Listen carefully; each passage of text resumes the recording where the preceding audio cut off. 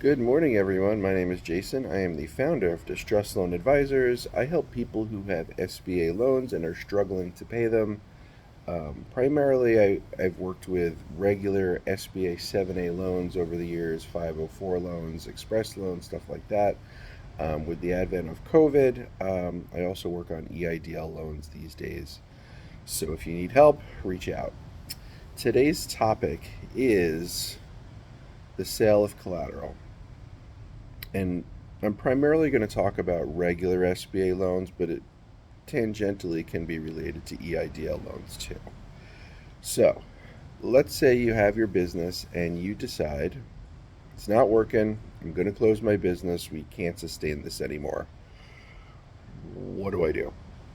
So, if you intend to pursue an offer in compromise, there's a series of things that need to happen prior to you submitting an offer in compromise. So, step one, business needs to cease operations. So either you need to shut it down or you can sell it as a going concern. So it doesn't literally have to go out of business, um, but you can't be owning and operating it anymore. So it's totally fine from their standpoint if you sell the assets to someone or if you sell it as a going concern.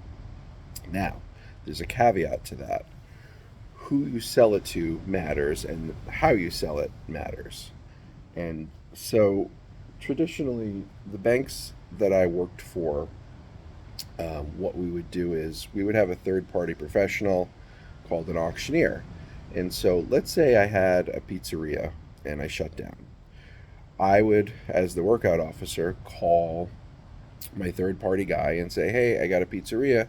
Can you go out, take an inventory, and give me a value? And what I was intending to do was understand, is there any value in that equipment? So, in other words, is it worth it for me as the lender to pay my auctioneer to go there, pull the stuff out, bring it to another location, store it, list it for sale, sell it, and then have people come pick it up?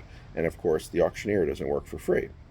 And so we would have to determine, would the cost of removal and storage and sale exceed the value of the equipment? And so, in a lot of cases, like let's say you're a chiropractor and you just have drop tables, or you're a yoga studio and you've just got bars or whatever.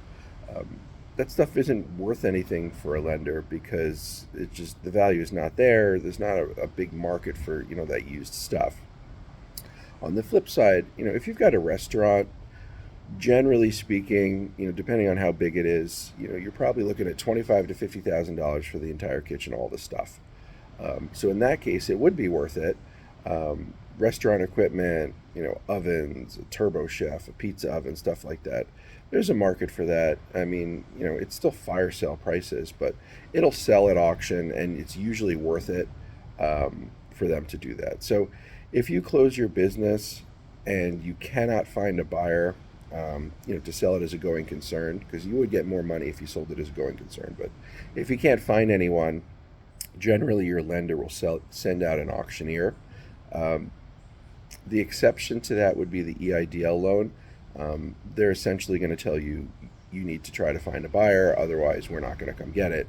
And that's because EIDL loans are special in that the SBA is actually the one servicing them, not a lender. So anyway, so selling your assets shouldn't be a huge deal, um, but there is something that people try to pull from time to time, and it's because there's people out there who are giving them terrible advice, and what they've been talked into is the idea of, well, you don't actually have to close your business, you just have to make it look like you close your business. So in other words, if I have Jason's Pizzeria and I can't afford my $500,000 loan payment, but I would be able to operate the business if I only owed them $50,000.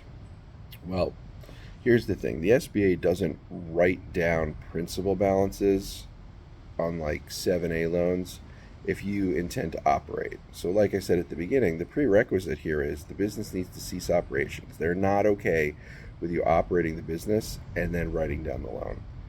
I know in the operating SOP, because I've had people point it out to me, that it does say that the SBA could approve an offer and compromise if it's gonna. I think it says save jobs or something like that. But the reality is they won't. I mean, I've been through this a bunch of times. The SBA is not interested in settling if your business is open. So anyway, so what people have been talked into is, well, you don't actually have to close your business. You just have to sell the business to someone else, settle your debt, and then you can take it back later. Which is like, come on. If it sounds too good to be true, then it usually is. It's like one of those things. And so, for whatever reason, call it people who have loose ethical boundaries, have pitched, and this is for years, because I saw this when I was working for a lender 15 years ago. What they're telling people to do is, it's there's a couple of variations, but it's essentially, well, if you have a friend who wants to buy your assets, so let's say, me, Jason, has my pizzeria, and I can't afford the $500,000 payment, so I go to my brother John and I say, John, I need to write up a contract to submit to the bank. I'm going to sell my assets to you for $10,000. And so then what I do is I send the SBA, I give my brother John $10,000. He writes me a check, and then I go, here, SBA, here's the check for $10,000 from this guy named John. Of course, I'm not telling him it's my brother. Um, but yeah, I sold my business, and here's the check, and I sold all the assets, and here's my offer and compromise, and then we work through the offer and compromise. Hopefully, they approve it, and then all of a sudden, now the $500,000 that I owed them. Now it's only costing me the cost of my settlement plus the $10,000. That's the gist of it. Here's the problem: it's fraud, because you're not really selling your business. What you're doing is you're representing to them that you're selling your business, but what you're really doing is pretending to sell your business solely for the purpose of settling your SBA debt. And the SBA, put it this way, if you told them you were doing that, they would not be cool with it. And people have said to me, well, I talked to these other guys and they seem pretty confident that this is how it's done. And my response to people always is, okay, if you think this sounds, and I trust me, I mean, I'm just a guy you met on the internet just like they are. So I can appreciate that you don't know who to believe here. Ask your lender if it's okay to do it. So give them the exact details. Say, I'm selling them to my brother, John, and then after we settle my personal guarantee, I'm going to take all the equipment back. I'm just going to buy them back from for what he paid. Ask your lender if that's okay, and if they say yes, then great. But I will guarantee you that whoever's giving you this advice, whoever's charging you to execute this sophisticated strategy, would not be in favor of you telling them that. So that's really the point here. You can't sell your assets to a friend, a family member, or even create a second corporation, right? So if I had Jason's Pizza LLC, and then I create Jason's Pizza 2 LLC, and I put my cousin in charge of it, and then that way I say, oh, I sold it to another business. It's all the same thing. You're misrepresenting what you're doing, because in the reality, you're not closing your business. You're pretending to close your business in order to settle your debt. And like I said, I mean, does that sound right to you? Because people call me all the time and they're like, they told me they would do this for me. They were going to charge me I don't know what it was, $50,000, because it's a very sophisticated strategy. But the reality is they're just helping you commit fraud. And of course, you're the one signing the documents, not them. So, my advice on these things is, if you're unsure about whether or not it's the right thing to do, you can ask your lender. But as far as selling your business or liquidating the assets, it really should be an arm's length transaction. An arm's length transaction basically means that both sides of the transaction, you the seller and them the buyer, are really acting in their own best interest. So in other words, they're trying to get the lowest price because they're going to take your equipment and either flip it, sell it to someone else, or they're going to use it for their own restaurant. It's not an arm's length transaction if it's a friend or family who's doing the transaction solely for your benefit.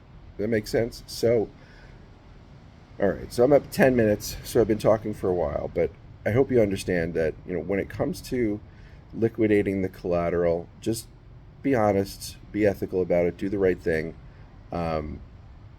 At the end of the day, if you owe a lot of money, half a million, million, even two or $300,000. If you sell your equipment for $10,000, it doesn't really matter what you sell it for because all that's being applied to your loan balance, and then eventually we're going to try to settle anyway for less than the full balance. So I wouldn't be terribly concerned about what you get for it. You just want to liquidate it. But at the end of the day, the reality is, if you want to settle, you do need to close your business and you need to sell your assets and no longer be involved. And if it's anything other than that, like they want to hire you as a manager to transition the business, I have seen that. But again, just get your lender's permission. So that's it. That's my little song and dance on the liquidation of collateral and what constitutes doing it the right way and what I would consider to be, fairly fraudulent. So that's it. I would be interested to hear what you guys have to say in the comments.